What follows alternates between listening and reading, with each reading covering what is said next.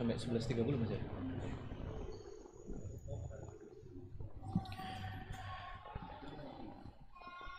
Baik, bismillahirrahmanirrahim. Alhamdulillah rabbil alamin wassalatu wassalamu ala asyrafil anbiya'i wal mursalin nabiyina Muhammadin wa ala alihi wa sahabatihi wa man tabi'ahum bi ihsanin ila yaumiddin.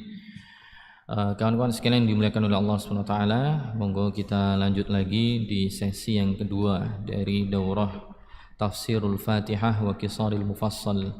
Tafsir surat Al-Fatihah dan surat-surat Qisarul Mufassal, surat-surat pendek yang banyak memiliki jeda, yang dimulai dari surat Ad-Duha yang ditulis oleh Syekh Shalih bin Hamad Al-Utsaimin hafizahullahu taala. Sekarang kita masuk di tafsir surat Ad-Duha.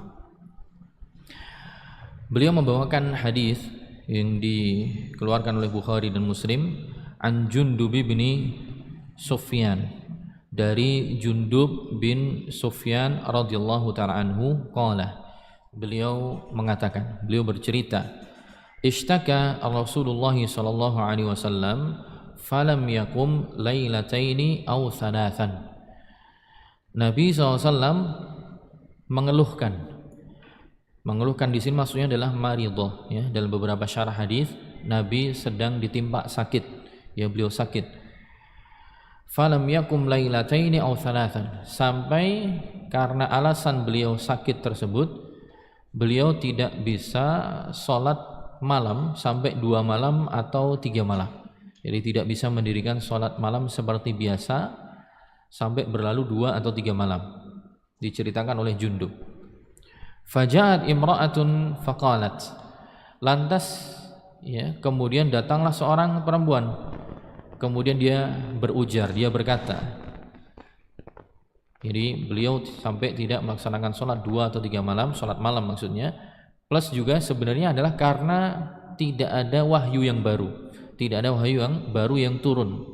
Maka datanglah seorang perempuan berujar, mengatakan, dan perempuan ini adalah Aura bintu Harb, ya, namanya Aura bintu Harbin, saudarinya Abu Sufyan, ya, saudarinya Abu Sufyan, atau yang lebih dikenal Hammalatul Hatab, itu perempuan pembawa kayu bakar alias istrinya Abu Lahab ya. Jadi perempuan yang disebutkan dalam hadis secara global ini tidak disebutkan namanya, di beberapa syarah hadis disebutkan dia adalah istrinya Abu Lahab, yaitu Aura bintu Harbin.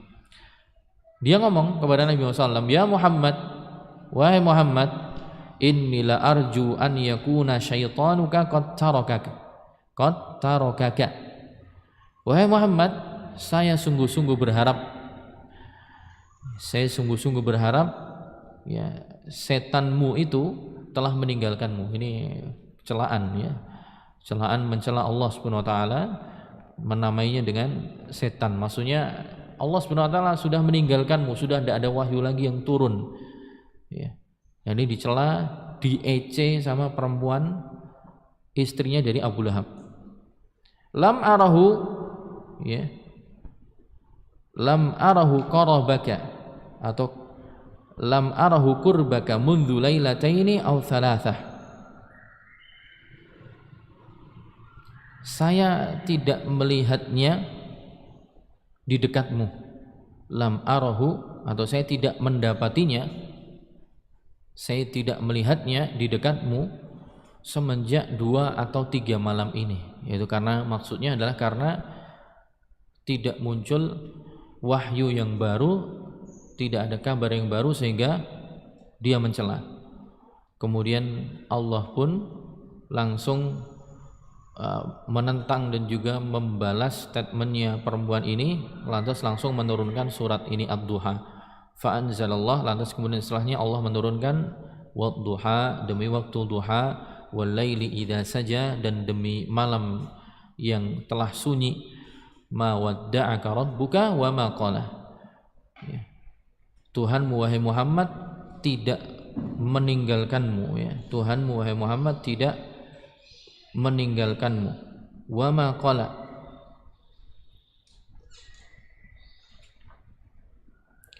Tuhanmu tidak meninggalkanmu juga tidak sedang marah kepadamu. Ya memang wahyunya ada jedanya, Allah kehendaki ada jedanya, bukan karena alasan Allah marah atau Allah murka sehingga wahyu tidak turun lagi. Baik, hadis riwayat Bukhari dan Muslim. Bismillahirrahmanirrahim.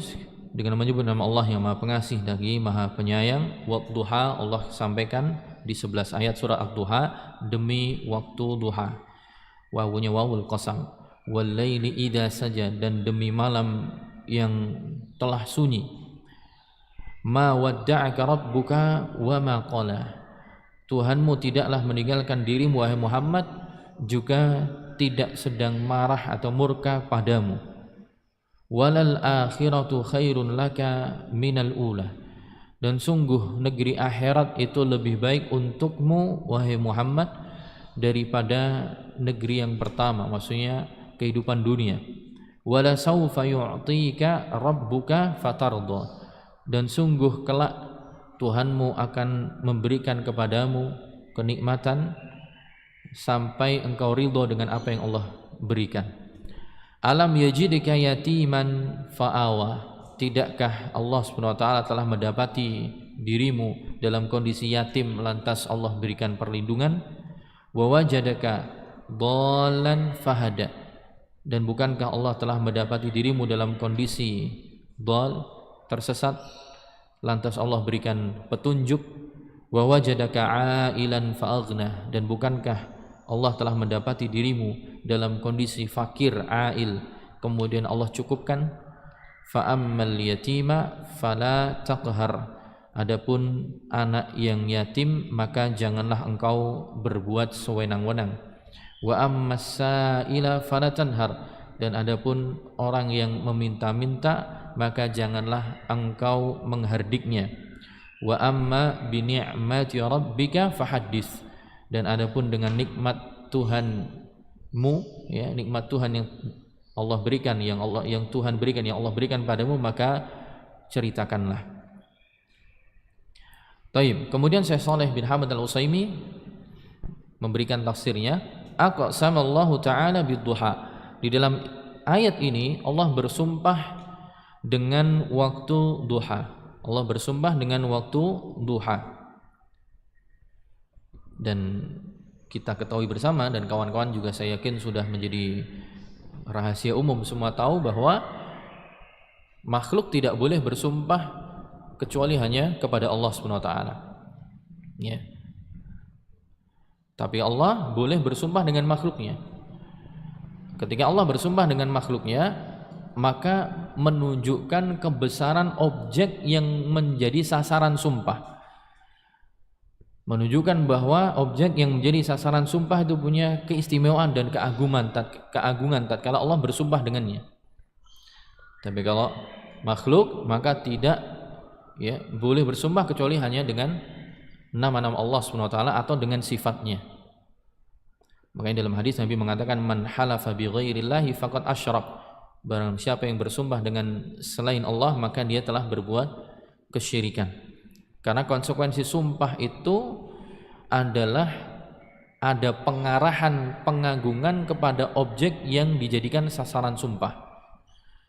Dan sumpah biasanya dihadirkan tatkala seseorang ingin menafikan tuduhan atau ketidakpercayaan pihak yang lain, maka dihadirkan sumpah dalam rangka untuk menegaskan bahwa apa yang dituduhkan atau dinafikan pihak lain itu bukan sesuatu yang benar.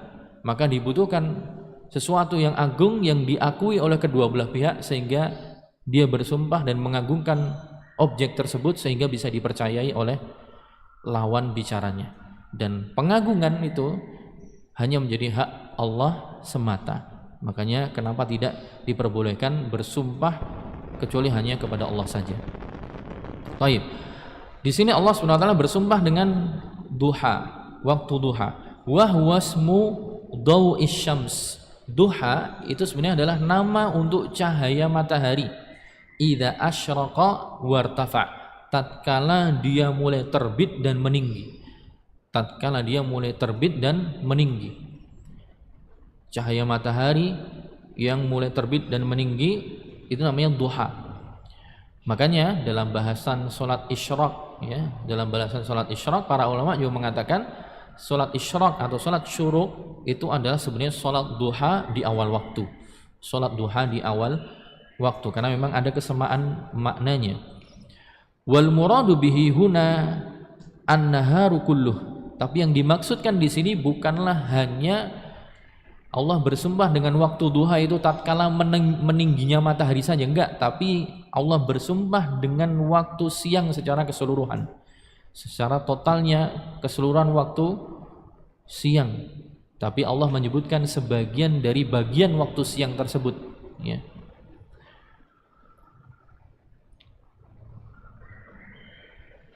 Wa bil laili idza sakana bil khalqi wa thabata dhalamuh. Selain Allah bersumpah dengan waktu duha, yaitu maksudnya waktu siang secara keseluruhan, tapi disebutkan sebagian, yaitu dzikrul juz' yuradu bihil kull. Itu penyebutan sebagian yang maksudnya adalah keseluruhan. Allah juga bersumpah dengan malam, dengan waktu malam idza sakana, tatkala malam sudah mulai tenang, sudah mulai semakin sunyi bil khalq, ya, mulai tenang dan sunyi untuk makhluknya, wa thabata dhalamuh, dan semakin menetap gelap gulitannya ala tinaihi bi rasulih sallallahu. Jadi Allah bersumpah dengan waktu duha, Allah bersumpah dengan waktu malam yang gelap gulita. Sumpahnya Allah Subhanahu wa taala dalam rangka untuk perhatian kepada rasulnya. Dalam rangka untuk perhatian kepada rasulnya. Kenapa? Karena tadi Rasulullah SAW sedang diejek oleh Arwa bintu Harb, ya. Sedang diejek oleh Arwa bintu Harb, sedang dicela, gak ada wahyu turun, kamu ditinggalkan oleh Tuhanmu. Maka Allah ingin menegaskan itu, dan bentuk cara penegasannya adalah Allah memilih salah satu dari beberapa makhluknya untuk Allah bersumpah dengannya, karena dengan adanya qasam nanti ada jawabul qasam. Itu Allah bersumpah berarti ada statement yang ingin Allah sampaikan, ya. Demi waktu duha, yaitu keseluruhan siang, dan demi malam yang gelap gulita. Faqala jawaban lil qasam, kemudian baru jawaban dari sumpah atau statement inti yang ingin Allah sampaikan kepada Muhammad SAW. Ma wadda'aka rabbuka wa ma qala. Ya, sungguh Tuhanmu, yaitu Allah SWT, tidak meninggalkan dirimu wahai Muhammad, juga tidak sedang murka denganmu. Jadi kamu jangan bersedih, kamu jangan suudzon, kamu jangan berpikir, ya, overthinking macam-macam. Enggak, memang sedang break dulu gitu. Ai ma tarakaka rabbuk, yaitu Tuhanmu tidak sedang meninggalkan wahai Muhammad, wa ma abghadaka, dan Allah juga tidak sedang marah dengan dirimu, bi ibta'il wahyi wa ta'akhurihi ank, itu dengan mengakhirkan wahyu atau, ya, telatnya wahyu turun. Jadi memang Allah menghendaki break saja. Jadi bukan karena alasan Allah ingin meninggalkan atau sedang marah dengan Rasulullah SAW. Wa hadza lahu min rabbih fid dunya. Dan ini adalah apa yang dipersembahkan oleh Allah, yang Allah berikan, ya, untuk Nabi SAW terkait urusan dunianya. Jadi jawaban dari statement yang ingin Allah sampaikan, Allah bersumpah berarti ada sesuatu yang ingin disampaikan. Statement pertama yang ingin Allah sampaikan adalah apa yang Allah berikan dari sisi duniawinya, yaitu sisi duniawinya adalah kamu tidak saya tinggalkan, kamu tidak sedang saya marahi, saya tidak sedang marah denganmu wahai Muhammad, saya juga tidak sedang meninggalkanmu. Memang aku menghendaki break aja, ya, mungkin kita bahasakan begitu.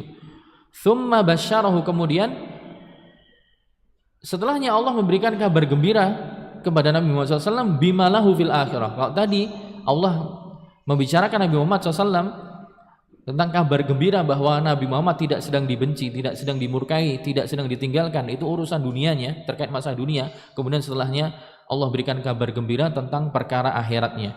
Faqala, kemudian Allah berfirman, walal akhiratu khairun laka minal ula. Sungguh negeri akhirat itu lebih baik bagi dirimu daripada kehidupan yang pertama, itu kehidupan di dunia. Falid daril akhirati khairun lak. Falad darul akhiratu, sungguh negeri akhirat itu lebih baik bagi dirimu atau untuk wahai Muhammad daripada negeri dunia atau tempat tinggal di dunia.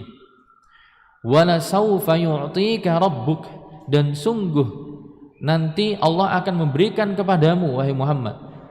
Memberikan apa? Min mazahiril in'am wa maqamatil ikram, yaitu tanda-tanda kenikmatan, anugerah yang Allah nanti akan berikan, wa maqamatil ikram, dan juga level atau tingkatan-tingkatan pemuliaan di akhirat. Fatardo, sampai engkau ujungnya ridho, ya, sampai engkau ridho, sampai kemudian tidak protes, ya, sampai menerima apa yang Allah berikan. Wa ilahuna tamma jawabul qasam bimuthbataini ba'da manfiyaini.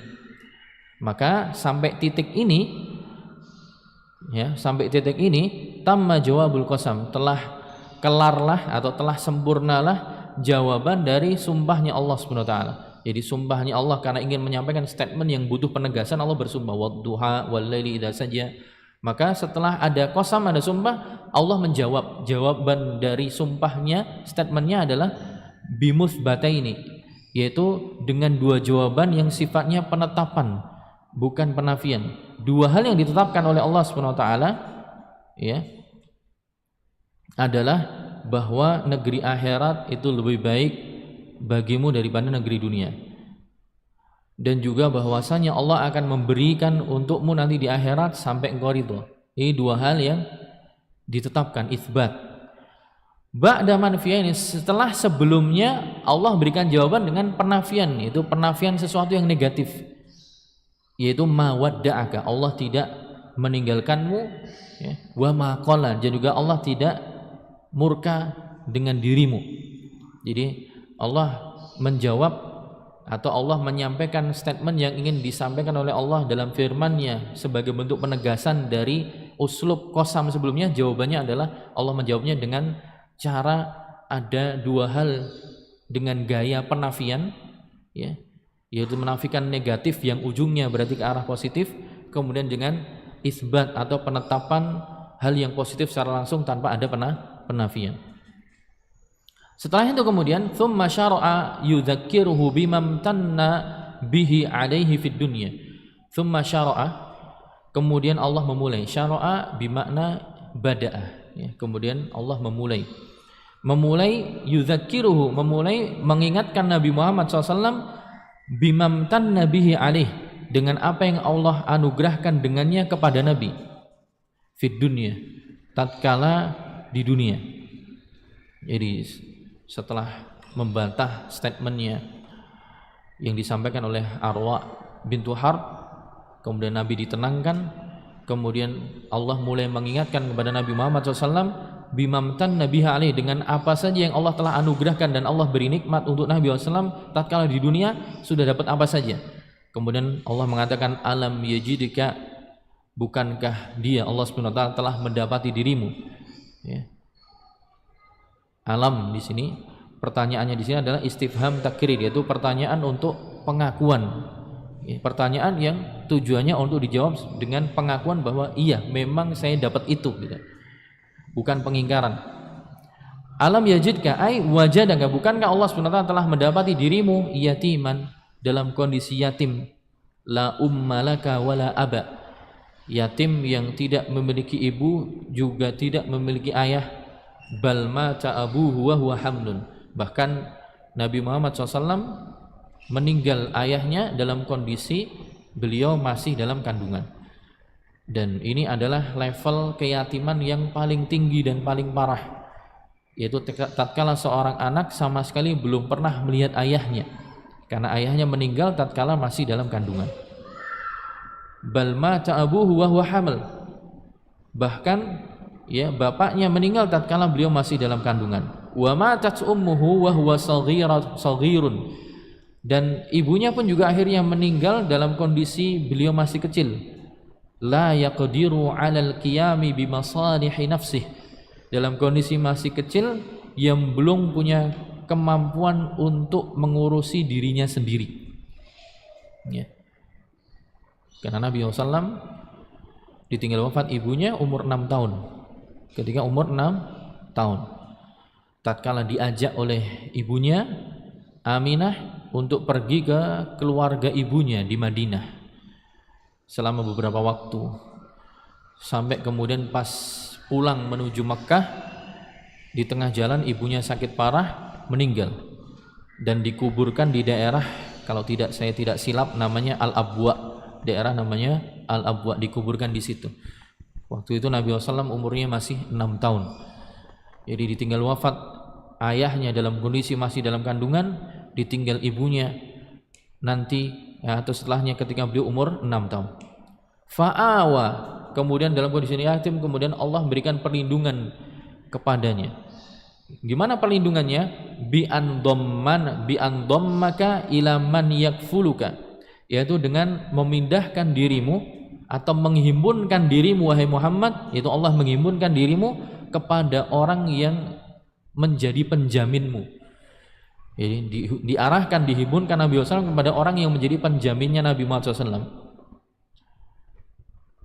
Yaitu awal mulanya penjamin pertama adalah diurus oleh kakeknya Abdul Muttalib, ya, sampai kurang lebih 2 tahun. Tapi Abdul Muttalib ujungnya meninggal juga. Tatkala Nabi SAW umur 8 tahun, ditinggal ibunya umur 6 tahun, diurus kakeknya 2 tahun, umur 8 tahun kakeknya meninggal. Wa ja'ala laka ma'wan ta'wi ilaih, dan Allah menjadikan untukmu tempat untuk berlindung di mana kamu bisa berlindung di tempat tersebut. Fakaffalahu jaddahu Abdul Muttalib, maka kakeknya Abdul Muttalib yang menjadi penjaminnya. Thumma lamma mata, kemudian ketika Abdul Muttalib mati, ya tadi ketika Nabi umur 8 tahun, kaffalahu ammuhu harusnya. Maka kemudian pamannya yang menanggungnya. Pamannya yang kemudian menanggungnya. Atau bisa juga kaffalahu ammahu, yaitu Allah SWT yang menjadikan pamannya Nabi SAW Abu Talib, jadi fa'ilnya Allah SWT, atau juga bisa jadi fa'ilnya dikembalikan kepada kakeknya, mungkin sebelum meninggal dia mewasiatkan penjaminan kepada pamannya Rasulullah SAW, yaitu paman dari jalur ayah Abu Talib sebagai penjamin setelahnya. Hatta ayyadahu, sampai kemudian Allah memberikan, kemungkinan fa'ilnya bukan paman tapi kembali ke Allah, karena ini sedang menceritakan proses Allah SWT memberikan perlindungan kepada Rasulullah SAW. Jadi Allah menjadikan penanggungannya kepada ibunya, kemudian kepada kakeknya, kemudian kepada pamannya. Hatta ayyadahu, sampai endingnya Allah berikan dukungan, ya, binasrihi, dengan pertolongan yang datang dari Allah, wabil mu'minin, dan juga Allah dukung selain dengan pertolongan dari Allah juga dengan orang-orang yang beriman. Maksudnya adalah dengan kemudian masuknya berbondong-bondongnya orang-orang jahiliyah masuk memeluk Islam, sehingga semakin banyak kuantitasnya. Ini nikmat, ya, nikmat yang Allah ingin ingatkan kepada Nabi Muhammad SAW. Nih, ingat ini kenikmatan yang aku berikan tatkala engkau masih di dunia. Pertama dalam kondisi yatim sampai bertahap diasuh oleh beberapa orang, bahkan sampai endingnya ditinggalkan oleh semuanya, tapi kemudian Allah dukung dengan kemenangan dan juga dukungan dari kaum mukminin. Kemudian wa wajadaka dhallan, kemudian bukankah Allah mendapati dirimu dalam kondisi dhal, dalam kondisi tidak tahu, ya, la tadri. Dhal di sini maknanya adalah la tadri mal kitab walal iman, yaitu dalam kondisi engkau tidak tahu apa itu kitab, apa itu iman. Nah, sebelumnya memang Nabi SAW punya fitrah untuk menyembah Tuhan yang esa, ya. Beliau tidak pernah melakukan kesyirikan, beliau tetap berupaya menggali sisa-sisa ajaran dari ajaran Ibrahim. Namun tentunya syariat pada saat itu, ya, ada sinkretisme, pencampuran dengan kebiasaan orang jahiliyah, tapi beliau masih diberikan taufik oleh Allah tetap lempeng.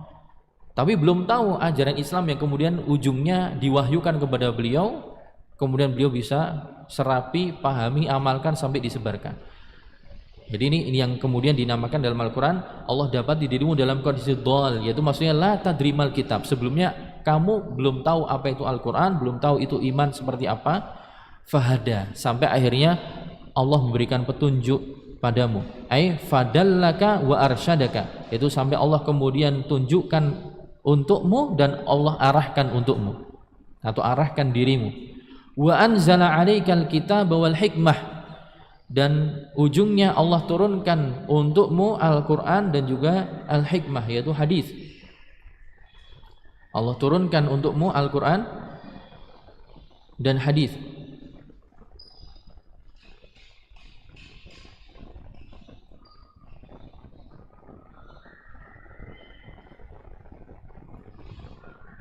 Allah turunkan untukmu Quran dan hadis. Ya. Hikmah itu artinya adalah al-hadis atau as-sunnah.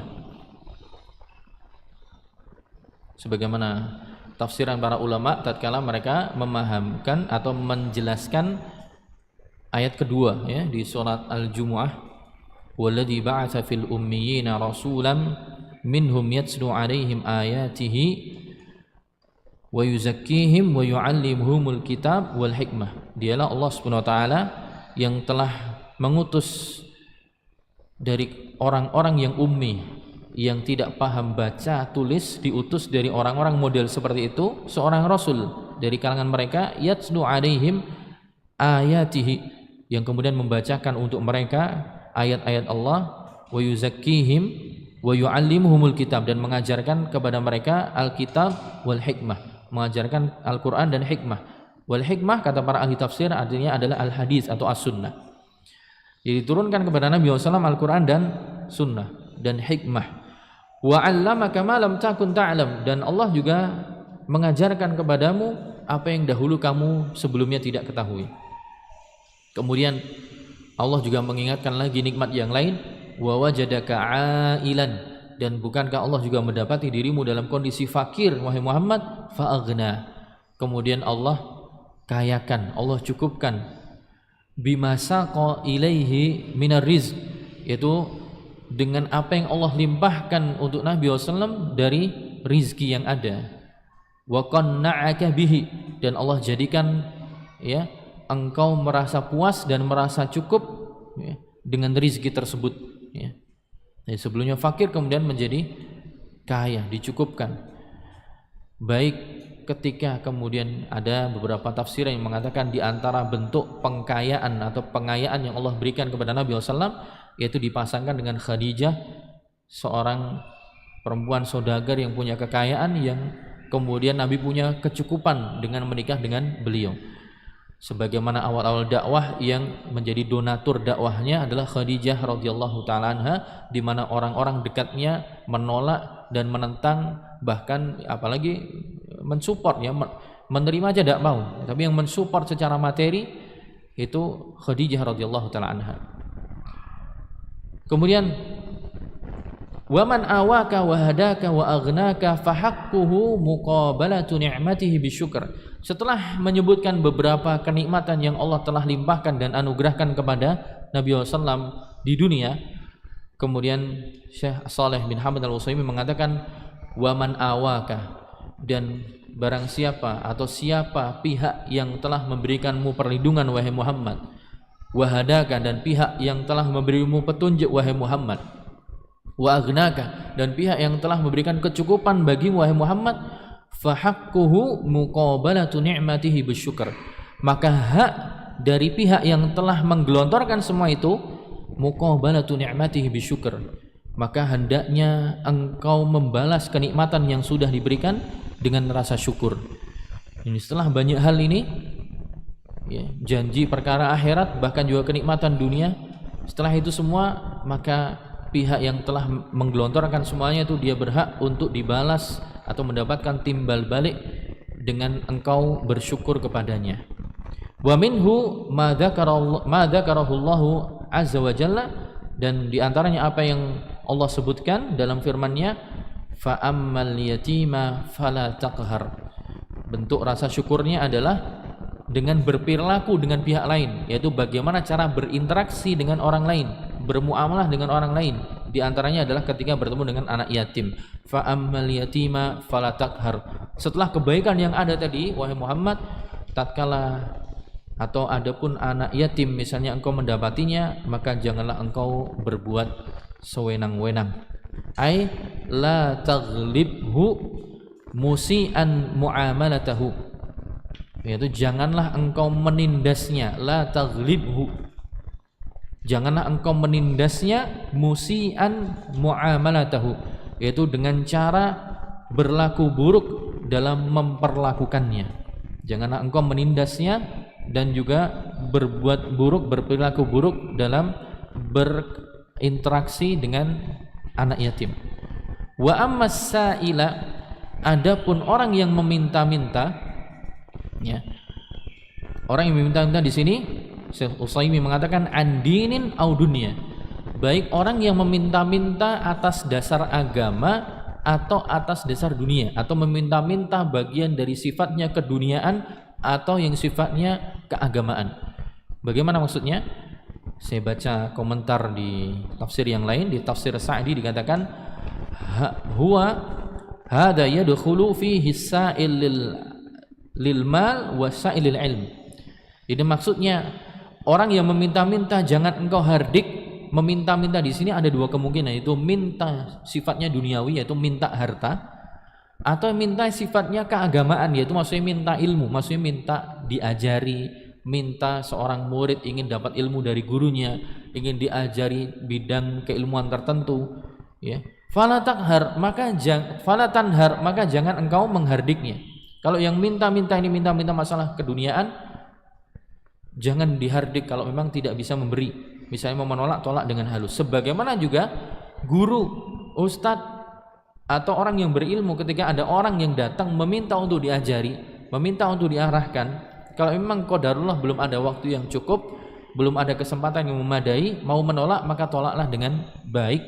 Jangan secara keras, jangan juga menghardiknya atau menyakiti hatinya. Fala tanhar, janganlah engkau menghardiknya, tasjar, ya. Bal iqdi hajatahu aw ruddahu birifqin. Justru kalau bisa tunaikan kebutuhannya, kalau memang Anda bisa menunaikan, aw ruddahu birifq. Kalau belum bisa, tolaklah tapi dengan cara yang halus. Tolaklah dengan cara yang halus. Wa amma bi ni'mati rabbika fahaddits. Adapun dengan nikmat Tuhanmu yang telah Allah berikan untukmu, fahaddits, maka sampaikanlah, mukhbiran anha, yaitu maksudnya kabarkanlah tentang nikmat yang didapat. Fa inna tahaddutsa bi ni'matillahi da'in li syukriha, ya. Karena menceritakan atau membicarakan kenikmatan yang Allah berikan itu akan menarik rasa syukur, wa sababun fi mahabbatil qulub liman asdaha. Menceritakan kenikmatan yang sudah didapatkan, diceritakan, itu akan menarik rasa syukur, karena otomatis orang yang menceritakan kenikmatan, dia akan tahu kondisi sebelumnya ketika dia belum dapat kenikmatan. Ketika tadi misalnya konteksnya kasusnya Nabi, ketika dalam kondisi yatim kemudian Allah arahkan ada orang-orang yang menjadi penanggung jawab beliau, orang-orang yang menjamin beliau, ketika mengukur, melihat nikmat, oh, sekarang saya ada penjaminnya, sekarang ada penanggung jawabnya, dia akan ingat dahulu ketika orang tuanya meninggal, maka dia akan bersyukur dengan pihak yang memberikan atau mengarahkan orang-orang sehingga bisa menanggung kehidupannya.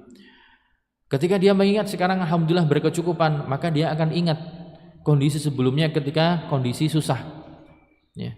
Ketika dia melihat bahwa sebelumnya, ya, dalam kondisi tidak tahu apa-apa, enggak tahu ilmu, tidak tahu Quran, tidak tahu hadis, tidak tahu pemaparan para ulama, tidak tahu buku-buku ulama, kemudian sekarang menjadi tahu, bahkan bisa belajar bahasa Arab, bisa baca kitab, bisa mulai paham Quran dan hadis, maka dia akan kemudian mensyukuri karena dia melihat kondisi sebelumnya betapa bodohnya saya karena tidak paham ini dan itu. Selain menarik rasa syukur, wasababun fi mahabbatil qulub, dia juga menjadi sebab timbulnya atau tumbuhnya rasa cinta dalam hati, ya, liman asdaha, yang mana cinta ini kemudian akan diarahkan kepada pihak yang telah memberikan kenikmatan. Sababun fi mahabbatil qulub, itu menjadi sebab munculnya rasa cinta dalam hati kepada pihak yang memberikan kenikmatan tersebut. Selain mensyukuri, kemudian merasa mengagungkan, merasa kemudian mencintai. Ya. Fa innal quluba majbulatun ala mahabbatil muhsin ilaiha, karena hati itu disetting oleh Allah Subhanahu wa taala memiliki kecenderungan majbulah ala mahabbatil muhsin. Hati manusia itu disetting dan diatur, dibentuk memiliki kecenderungan untuk kemudian mencintai pihak yang berbuat baik kepadanya. Ya, orang itu kalau dibaikin sama orang pasti kemudian akan dekat, ya. Pasti kemudian akan ada kedekatan karena ada jasa di situ, ya. Pasti akan kemudian sungkan, ya. Nah, kawan-kawan sekalian dimuliakan oleh Allah Subhanahu wa taala, jadi ini tafsir kaitannya dengan surat Ad-Duha. Kemudian kita sekarang berpindah ke surat Asy-Syarah, ya, atau surat Al-Insyirah. Tafsir surat Asy-Syarah. Nah, ini berbeda dengan surat-surat sebelumnya. Surat-surat sebelumnya penulis menghadirkan ada hadis-hadis yang secara khusus punya keterkaitan dengan suratnya. Ini beliau tidak menghadirkan secara khusus, tapi langsung datang dengan tafsirnya. Kalau di surat Al-Fatihah dan surat Ad-Duha disebutkan hadis yang berkaitan dengannya, atau mungkin bisa dikatakan sababun nuzulnya, ya. Taib. Surat Asy-Syarah. Bismillahirrahmanirrahim, dengan menyebut nama Allah yang Maha Pengasih lagi Maha Penyayang. Allah mengatakan, alam nashrah laka sadrak. Tidakkah kami telah melapangkan dadamu wahai Muhammad? Wa wada'na 'anka wizrak, dan telah kami turunkan atau kami hapuskan bebanmu atau dosamu wahai Muhammad. Alladzi anqadha dhahrak, yaitu beban yang bisa memberatkan punggungmu. Wa rafa'na laka dzikrak, dan bukankah kami telah mengangkat penyebutan dirimu wahai Muhammad. Fa inna ma'al usri yusra, maka sesungguhnya bersamaan dengan kesukaran pasti akan ada kemudahan. Inna ma'al usri yusra, sungguh sekali lagi bersamaan dengan kesukaran pasti akan ada kemudahan. Fa idza faraghta fansab, kalau engkau telah selesai dari amalan pekerjaan yang kamu kerjakan, fansab, maka tetaplah lanjut dan bekerja keras pada amalan yang lain. Wa ila rabbika farghab, dan hanya kepada Tuhanmu lah hendaklah engkau berharap, dan hanya kepada Tuhanmu lah engkau berharap. Makna globalnya begitu. Adapun secara lebih rincinya kita bacakan tafsiran yang dibawakan oleh Syekh Al-Utsaimin hafizahullah. Yaqulullahu ta'ala, Allah Subhanahu wa taala berfirman, mumtannan ala rasulih. Allah Subhanahu wa taala berfirman dalam rangka, ya, Allah Subhanahu wa taala berfirman dengan kondisi penuh rasa karunia kepada Rasulnya. Allah berfirman dengan penuh rasa memberikan karunia kepada Rasulnya, atau dalam kondisi memberikan karunia kepada Rasulnya. Apa firmannya? Alam nashrah laka sadrak, tidakkah kami telah melapangkan dadamu wahai Muhammad? Ini pertanyaannya juga pertanyaan takrir, istifham takrir, itu pertanyaan dalam rangka penetapan. Ai syarahna sadraka lil Islam, maksudnya kami lapangkan adalah kami lapangkan dadamu sehingga bisa memeluk Islam, bisa menerima Islam. Wa huwa nasyi'un an syarhi sadrihil hissi, dan kelapangan dada sehingga bisa memeluk Islam ini sifatnya abstrak, ya. Bukan materi, sifatnya penerimaan akidah, penerimaan keyakinan, penerimaan tentang syariat. Dadanya luas, lebar, lapang, kemudian menerima Islam. Tapi keluasan dada secara maknawi, ya, kelapangan dada secara maknawi bisa menerima Islam, huwa nasyi'un an syarhi sadril hissi, ini muncul, timbul ya, muncul dan timbul dari pelapangan dadanya Nabi yang sebelumnya berlaku secara fisik, maksudnya real terjadi gitu. Jadi yang pertama sifatnya maknawi, yaitu dadang lapanya tidak sempit, maksudnya menerima aturan agama. Maka kelapangan dada itu tidak muncul begitu saja, melainkan itu dulu juga alasannya muncul timbul nasyi' an syarhi sadrihi al-hissi. Karena dulu sempat ada pelapangan dada Nabi SAW secara fisik, secara real terjadi. Maksudnya adalah tatkala Nabi SAW dibelah dadanya oleh malaikat dan dibersihkan dari potensi-potensi gangguan setan.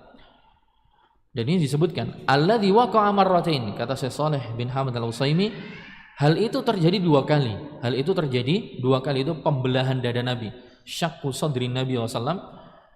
Ulama khilaf, ada yang mengatakan dua kali terjadi, ada yang mengatakan tiga kali. Ya. Di sini beliau mengatakan dua kali. Alladzi waqa'a marratain, terjadi pembelahan dada itu dua kali.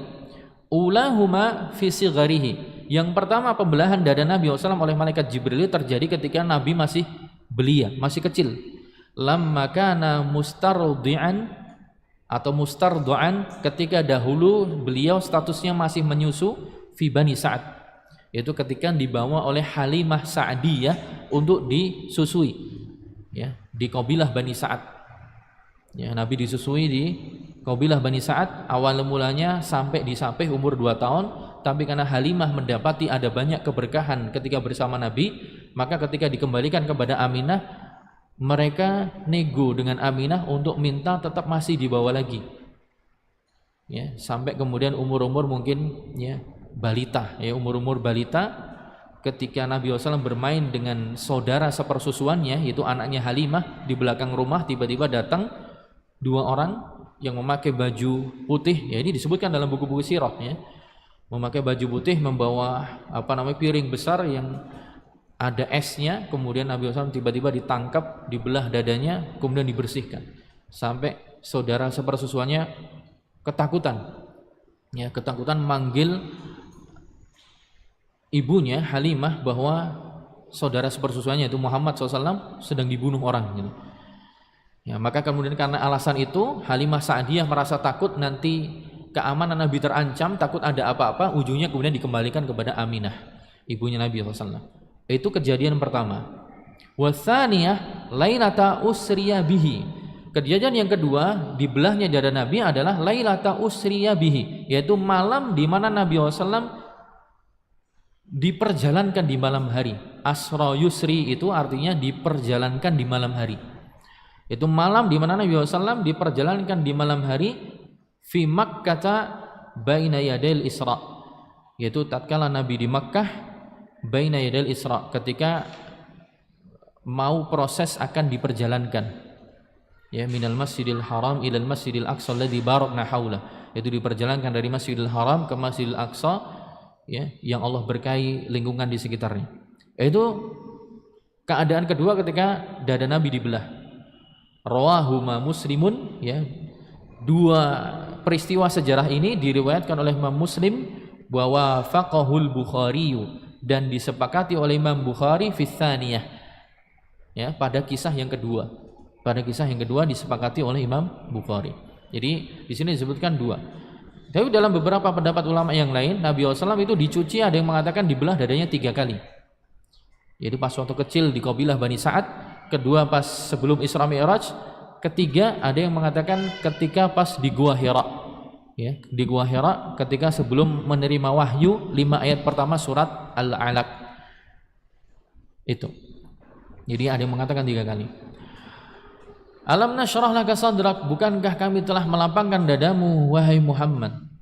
Wa wada'na anka wizrak. Wa wada'na artinya hatatna, yaitu kami hapuskan, dan telah kami hapuskan anka wizrak, telah kami hapuskan bebanmu. Maksudnya adalah adzan, wizr artinya dosa. Telah kami hapuskan dosamu yang lampau maupun yang akan datang. Alladzi anqadha ay asqana dhahrak, yaitu dosa yang bisa memberatkan punggungmu. Ya, Nabi SAW sudah diampuni dosanya yang telah lampau dan yang akan datang. Makanya dalam satu kasus di Syama'il al-Muhammadiyah, di beberapa himpunan hadis yang dikumpulkan oleh Al-Imam Tirmidzi, tatkala beliau membawakan satu hadis Aisyah radhiyallahu anha tatkala bertanya kepada Nabi SAW ketika Nabi sholat malam sampai tawarramat qadamah, ketika beliau sholat sampai kedua kakinya bengkak-bengkak litulil qiyam, karena saking lamanya beliau berdiri untuk sholat. Aisyah mengatakan, ya Rasulullah, alaysa qad ghafara laka dhanbaka ma taqaddama wa ma ta'akhkhar. Wahai Rasulullah, bukankah dosamu sudah diampuni oleh Allah Subhanahu wa taala, baik yang lampau maupun yang akan datang? Kenapa Anda masih melakukan sholat sedemikian semangat? Nabi mengatakan, afala akunu abdan syakura? Apakah saya terlarang ataukah apakah saya tidak boleh menjadi hamba yang bersyukur? Ya, poinnya adalah beliau diampuni dosa-dosanya, dan ini bagian dari nikmat yang Allah berikan. Wa wada'na anka wizrak, kami telah hapuskan dosa-dosamu atau dosamu. Kemudian keistimewaan yang lain, wa rafa'na laka dzikrak, dan telah kami angkat, kami tinggikan ya, penyebutanmu, kami tinggikan penyebutanmu. Ai fa'alaina qadrak, yaitu kami tinggikan, maknanya adalah kami tinggikan derajatmu, kami tinggikan kedudukanmu. Wa ja'alna laka tsana'al hasan, dan kami, yaitu Allah Subhanahu wa taala, telah menjadikan pujian yang indah untukmu. Ya. Kami tinggikan derajatmu wahai Muhammad. Ya, Nabi Muhammad SAW adalah nabi yang paling top di antara para nabi-nabi dan rasul yang lain yang jumlahnya ratusan ribu. Dari nabi-nabi dan rasul, Allah mengatakan, tilkar rusulu faddalna ba'dahum ala ba'd minhum man kallamallah. Mereka telah para rasul yang telah kami berikan keutamaan sebagian mereka melebihi yang lain. Ya. Sebagian dari mereka minhum man kallamallah, sebagian dari mereka ada yang diajak ngomong langsung oleh Allah tanpa perantara malaikat Jibril, dan di antaranya adalah Nabi Muhammad SAW. Dan kita pahami bahwa beliau adalah yang paling mulia dan paling agung daripada para nabi dan rasul yang lain. Wa ja'alna laka tsana'al hasan, kami jadikan juga pujian yang indah, yang baik untukmu. Bima asya'allahu min mahasini dzikrihi bainan nas, dengan apa yang kemudian Allah sebarkan berupa kebaikan-kebaikan yang disebutkan di tengah-tengah manusia. Bima asya'allahu min mahasini dzikrihi bainan nas, dengan apa yang Allah sebarkan dari kebaikan-kebaikan ya, tentang penyebutan Nabi SAW di tengah-tengah manusia. Wa bima nazzala minal Qur'an tsana'an 'alaihi wa karamatan lahu, dan dengan apa yang Allah turunkan dari Al-Quran sebagai pujian, untuk Nabi SAW, dan juga sebagai karamah dan kemuliaan untuk beliau. Jadi turunnya Al-Quran, kebaikan-kebaikan yang senantiasa disebutkan di tengah-tengah manusia terkait akhlaknya. Innaka la'ala khuluqin azim, sesungguhnya engkau wahai Muhammad adalah orang yang berada di atas budi pekerti yang luhur. Di hadis juga Nabi SAW mengatakan, innama bu'itsu liutammima makarimal akhlak, sesungguhnya saya diutus tidak lain tidak bukan, salah satu pesannya adalah menyempurnakan akhlak yang mulia, sehingga menjadi patokan, menjadi rujukan, menjadi contoh, dan senantiasa disebutkan sifat-sifat itu di tengah manusia. Bahkan sifat-sifat mulianya semenjak beliau diangkat menjadi nabi, kejujurannya, makanya beliau punya sifat amanah, punya sifat yang menjaga amanah, punya sifat kecerdasan fatanah. Itu senantiasa disebutkan di tengah-tengah manusia, apalagi kemudian dengan diturunkan Al-Quran. Wa bi ilhamin nas at-tahadduts bima jabalahu Allahu alaihi minal mahamid fi awwali nash'atihi.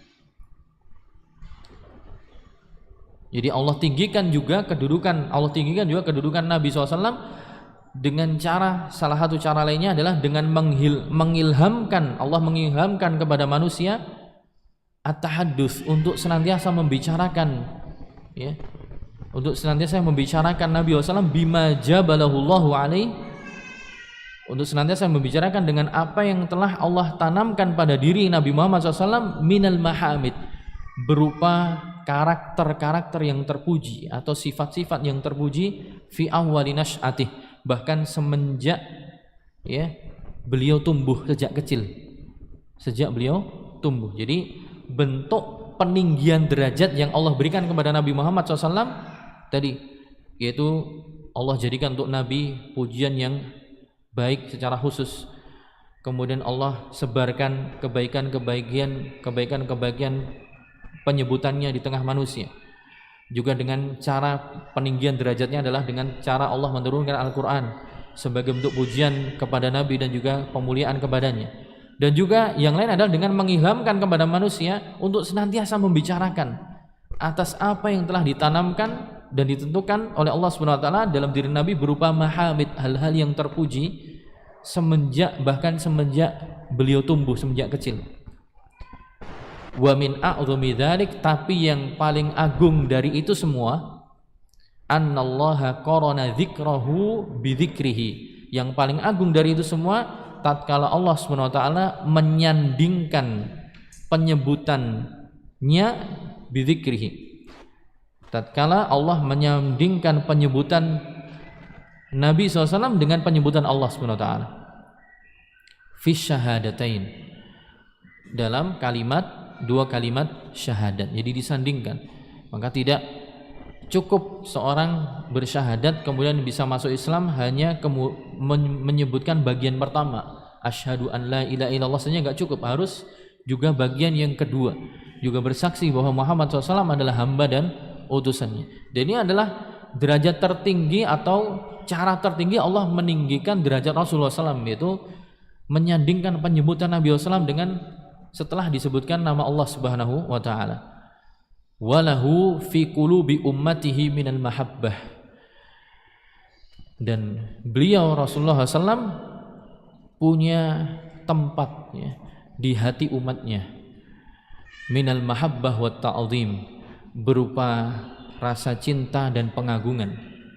Jadi Allah Subhanahu wa taala memberikan fi qulubi ummati, memberikan tempat dalam hati umatnya Nabi SAW berupa rasa cinta dan pengagungan ba'dallahi ta'ala, setelah besarnya kecintaan umat kepada Allah, kemudian level keduanya adalah kecintaan kepada Nabi SAW. Ma laisa li ahadin siwahu, yang mana hal ini tidak didapati dalam diri orang lain selain hanya pada diri Rasul sallallahu alaihi wasallam. Kemudian di ayat selanjutnya, wa qauluhu fa inna ma'al usri wa huwa syiddah yusra. Kemudian Allah menyampaikan, maka sesungguhnya bersamaan dengan kesempitan, bersamaan dengan kesukaran, wa huwa syiddah, yaitu kondisi krisis, kondisi sukar, yusra, pasti akan ada kemudahan. Dia akan berpasangan terus ketika masa-masanya krisis sudah semakin parah, kesulitan semakin memuncak, ya, kesukaran sudah mencapai akhir levelnya, pasti akan ada kemudahan. Ai suhulah, akan ada kemudahan. Ya. Wal fa fihi fasihah. Huruf fa pada fa inna ma'al usri, fa-nya di sini adalah fa fasihah, yaitu fa yang maksudnya adalah fa tujuannya untuk mengungkap, ya. Maksudnya apa? Tufsihu, yaitu mengungkap an kalamin muqaddar. Afsaha yufsihu itu artinya menyingkap dan juga menyatakan, menyingkap, mengungkap, menyatakan. Jadi huruf fa dalam ayat ini, fa inna ma'al usri yusra, fihi fasihah, tujuannya untuk mengungkap. Mengungkap apa? Ai tufsihu an kalamin muqaddar, itu mengungkap statement yang muqaddar, yang tidak disebutkan secara tersurat, secara teks di situ. Apa statement yang muqaddar ini? Nah, statement yang muqaddar ini yadullu alaihi istifhamu takriri huna, yaitu statement yang muqaddar yang tidak disebutkan, yang secara makna ditunjukkan oleh bentuk pertanyaan takrir, bentuk pertanyaan yang bersifat penetapan, al-istifhamu takriri, yaitu pertanyaan yang awal tadi, alam nashrah laka sadrak, itu.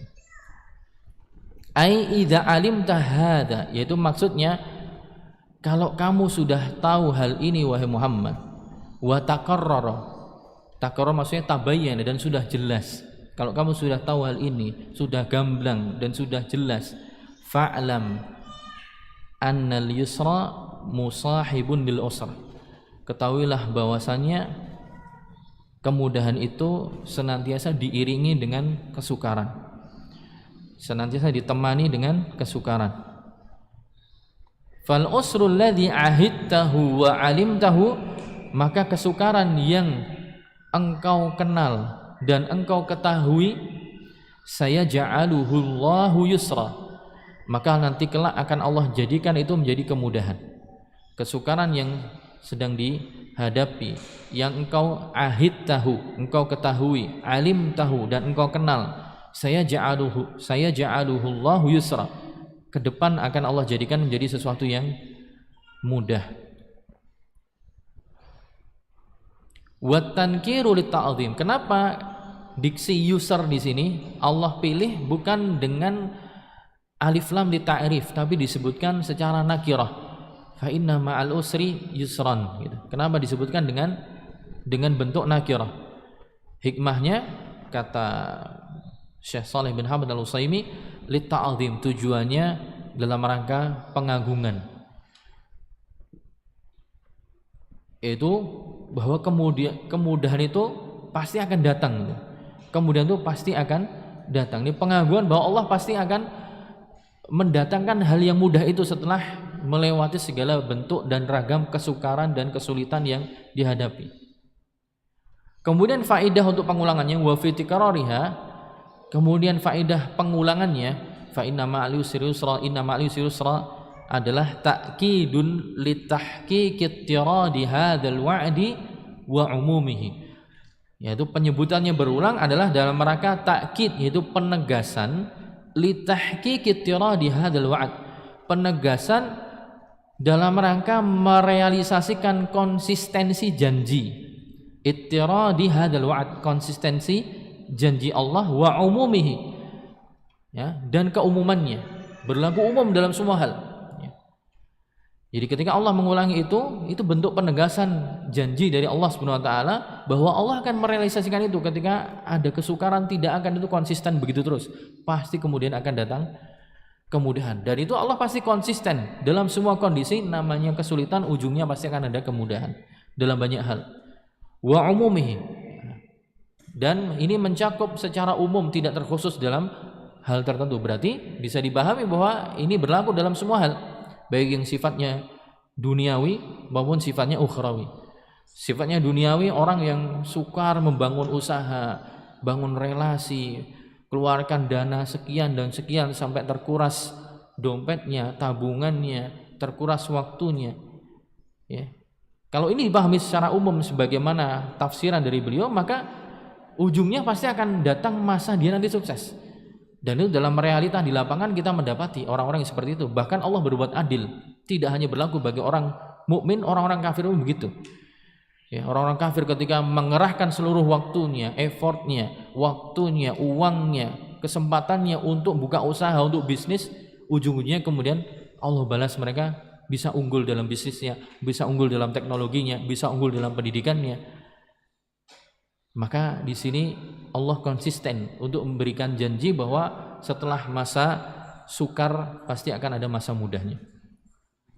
Tsumma amarallahu rasulahu bisyukrihi. Kemudian di akhir Allah memerintahkan rasulnya untuk senantiasa bersyukur kepadanya, wal qiyami biwajibi ni'amih, dan untuk mengerjakan kewajiban setelah mendapatkan kenikmatan. Allah memerintahkan Nabi SAW untuk senantiasa bersyukur dan mengerjakan kewajiban dari kenikmatan yang Allah berikan. Faqala, Allah berfirman, fa idza faragta fansab, kalau engkau telah selesai, ya, kalau engkau telah selesai, maka lanjutlah di amalan yang lain. Ai idza faragta min amal bi itmamih, yaitu maksudnya ketika Anda telah selesai dari mengerjakan suatu amalan, ya, dengan sudah menuntaskan semuanya, bi itmamihi, kalau Anda sudah selesai dari sebuah amalan dengan menuntaskannya, bi itmamihi, menyelesaikannya, menuntaskannya, fa'aqbil ala amalin akhar, maka segera lanjutkan kepada amalan yang lain. Lita'mura awqataka kullaha bil a'mali shalihah, supaya engkau bisa memenuhi dan mengisi seluruh waktumu semuanya dengan amal-amal yang soleh, sehingga tidak ada sesuatu yang tersisa, tidak ada sesuatu yang terbuang sia-sia. Langsung lanjut ya. Walaupun mungkin dalam kondisi tertentu secara kuantitas kita tidak bisa konsisten, tapi minimal sedikit itu jangan ditinggalkan ya. Seperti orang yang sudah konsisten tuh di bulan Ramadan bisa puasa, terus bisa sholat malam, terus ketika datang bulan Syawal mungkin secara kuantitas tidak bisa sholat dengan jumlah rakaat yang sama, tapi tetap lanjut. Walaupun mungkin secara kuantitas cuman bisanya dengan rakaat yang lebih sedikit, hanya bisanya witir saja, bisa 3 rakaat saja atau 1 rakaat saja, tapi yang penting lanjut ya. Karena Nabi SAW mengatakan ahabbul a'mal ilallah adwamuha, amalan yang paling Allah sukai, cintai adalah yang paling konsisten walaupun wa in qallah, walaupun kecil. Kemudian Allah juga mengarahkan Nabi Muhammad SAW di akhir ayat fa wa ila rabbika farghab, dan hanya kepada Allah semata ya, dan berharaplah engkau hanya kepada Allah semata. Fa'azimir raghbah, maka besarkanlah dan agungkanlah ar-raghbah, yaitu rasa harap, ilaihi kepada Allah SWT, fi muradatika, dalam setiap keinginanmu, dalam setiap angan-anganmu, mukbilan alaih, dengan senantiasa hadir dan mengarah kepada Allah SWT. Jadi kita diarahkan, atau Allah SWT mengarahkan Nabi Muhammad SAW untuk kalau punya keinginan, kehendak, harapan, angan-angan, cita-cita, silahkan besarkan harapan dan angan-angan itu, hanya diarahkan kepada Allah semata. Taib, mungkin itu yang bisa kita sampaikan pada sesi kedua, karena secara jadwal ya, secara jadwal sesi kedua dari surat Ad-Duha sampai surat Asy-Syarah. Nanti sesi ketiga ba'da duhur kita mulai dari surat At-Tin sampai selesai surat Al-Alaq. Begitu Mas ya? Taib. Kita cukupkan dulu, kita tutup. Subhanakallahumma bihamdika asyhadu an la ilaha illa anta astaghfiruka wa atubu ilaik. Assalamualaikum warahmatullahi wabarakatuh.